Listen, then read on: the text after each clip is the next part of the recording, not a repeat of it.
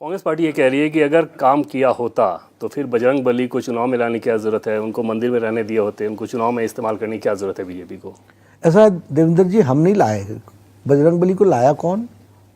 आप लेकर के आए, कांग्रेस पार्टी लेकर के आए, क्योंकि आपका निहित स्वार्थ इस बात में है कि तुष्टीकरण की राजनीति करना, डिवाइड एंड रूल आपके जहन में, आपके स्पिरिट में बैठा हुआ है, यही आपने सीखा है। और डिवाइड करने में आप कोई कसर नहीं छोड़ते हैं। तुष्टीकरण आप करते हैं, अपीजमेंट की पॉलिटिक्स आप करते हैं। आप लेकर के आए बजरंग दल को, आप लेकर के आए बजरंग बली को।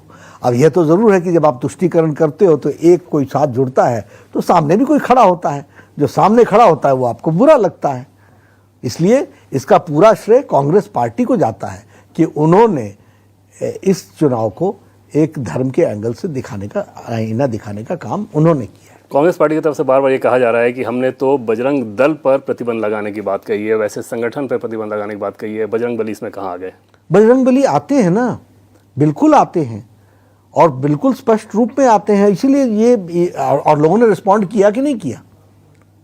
आखिर अगर नहीं होते बजरंग बली तो रिस्पॉन्ड नहीं करते लोग। लोगों ने क्यों रिस्पॉन्ड किया?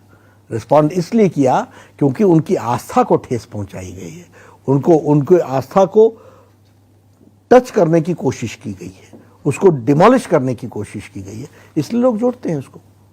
बार बार उसके बाद उन लोगों की तरफ से ये कहा गया कि हम लोग भी बजरंग बली के भक्त हैं, हनुमान चालीसा दिखाया गया, मंदिर बनवाने की बात डी के शिव कुमार ने कही। इस तरह की कोशिश को आप कैसे देखते हैं? क्या आपको लगता है कि जनता देवेंद्र जी, ऐसा है, जब जगत प्रकाश नड्डा किसी मंदिर में जाता है या हमारे आदरणीय प्रधानमंत्री मोदी जी किसी मंदिर में जाते हैं तो न्यूज़ होती है क्या?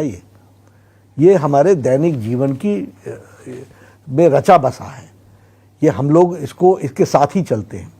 लेकिन जब दूसरी पार्टी के, कांग्रेस पार्टी के नेता जाते हैं तो उनको चंदन लगाना पड़ता है, जनेऊ दिखानी पड़ती है, इसलिए क्योंकि वह धर्म को राजनीति के लिए इस्तेमाल करते हैं।